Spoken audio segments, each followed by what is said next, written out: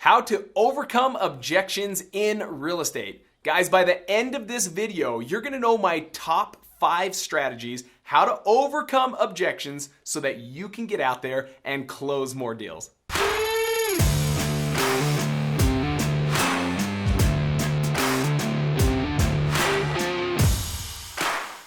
Stick with me till the end, because not only do I have a free gift for each and every one of you, but also number 5 is the one that gives everyone probably the most heartburn when they hear this objection, and you'll hear this objection more than any of them.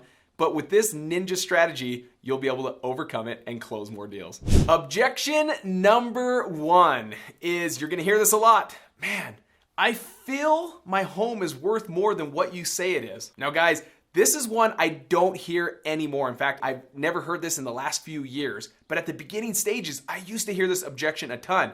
Why? Because I changed what I was doing in my process with negotiation, that I never hear this objection anymore. If you're hearing that, it's because you're out there telling them the price first. You're out there justifying what their price is worth or what you can pay. You're out there sitting down with them instead of listening to them and just being a solution to them. You're out there trying to convince them why they should use you. Hey, I think your home's worth $250,000 and here's why it's worth $250,000. I'm gonna have to repair the kitchen. I'm gonna have to repair the bathrooms. I'm gonna have to redo the flooring. I'm gonna have to redo the paint. And because of all this, yeah, the home's worth this when it's all fixed up, but it's not in that stage, and I'm gonna have to do this. And all of this justifying, all of this trying to educate the seller is actually hurting you, because in their mind, they're thinking, I think this guy's number's off because a kitchen only costs this, a bathroom only costs this. Price is subjective, it changes. In fact, I can get 3 appraisers, guys. These are licensed individuals that I could hire all 3 of them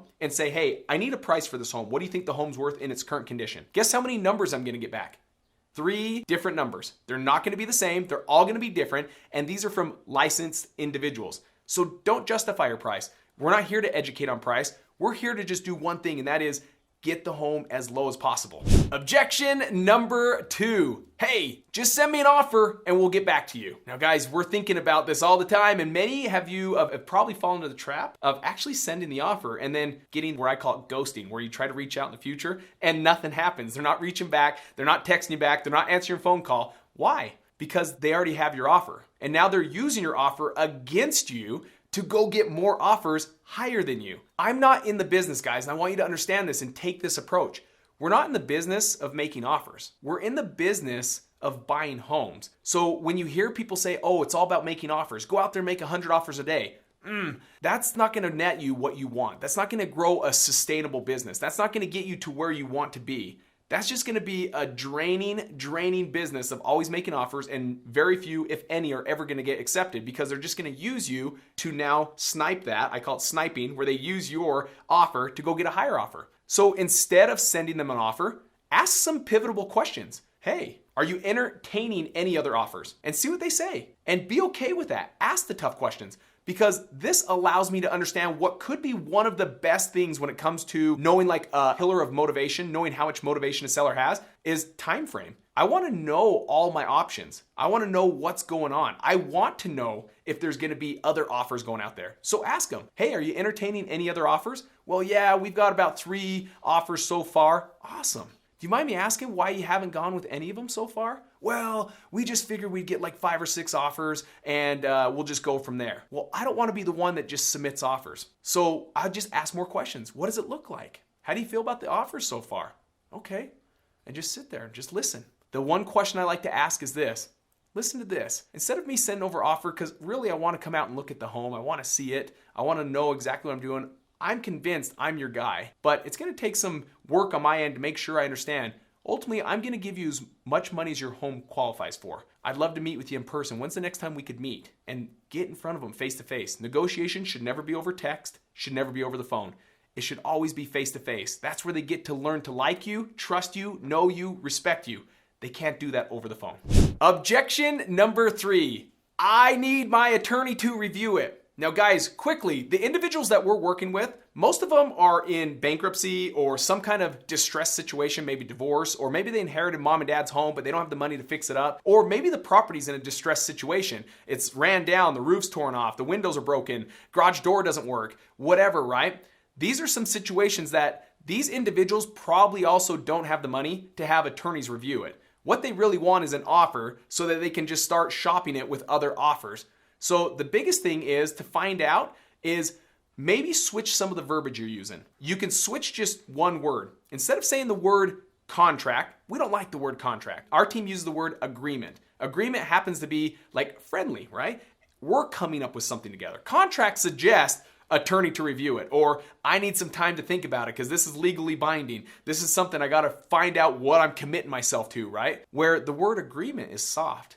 Hey, we're going to sit down and we're going to put an agreement together. We're going to figure this out. So it could be just as simple as switching your verbiage, but kill the word contract today and only use the word agreement going forward. Number 4, that is, I don't know what I owe on the property. Guys, most people walk away. We hear this from all of our sellers all the time. Yeah, I told the last person that came out here, I don't know what I owe, and I still don't know what I owe on the property. That means they walked away. They walked out on it. Be the expert. Be the authority. Be someone that can help them through that situation. Instead of them wondering what they owe, get them to pick their feet up right now and let's do some action. Let's figure this out. Take the time with them right now to figure out what they owe. Call the mortgage company. They're right there in the room. Figure out what payoff is. Guys, this is a natural fear for most sellers. Why? Because if they don't know what they owe, they don't know what they can sell it for. They may already know I need X amount of dollars to move on to plan B, but if they don't know the beginning on what they owe, you're never going to figure out what you can purchase the home for. So help them through this process. Don't let them drag their feet. Dragging their feet is what might have got them into trouble to get behind on taxes, get behind on their mortgage, going through divorce, going through bankruptcy. Dragging their feet. You don't want to add to that process. Help them out. Be someone that's serving them. Be a solution to them. And you'll see that this will help you get more contracts. Hey guys, before we move on to our 5th and final objection, I want you to take a second and just hit that subscribe button. Also hit that bell so it alerts you when we put out fresh new content, because right now, we're just talking about negotiation, like a snippet, just a piece of this whole entire wholesale process. But as you subscribe, you're gonna know of all the videos that we talk about so that you can get in depth the full knowledge of what wholesaling is, what it looks like, and how you can master it. Number 5, and that is, I need some time to review it. This is one you're gonna hear more than ever. You're gonna hear this the most. And so many times, we're like, oh, I don't wanna be that pushy salesman, so I'm gonna walk out.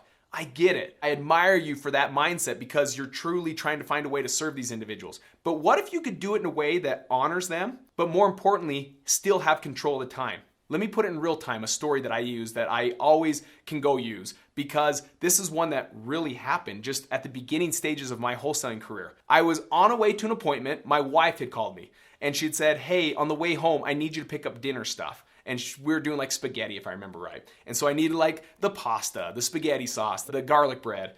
And I had that in the back of my mind. Now I went into this appointment and we're sitting there talking. And as we're sitting there, the individual said this exact objection.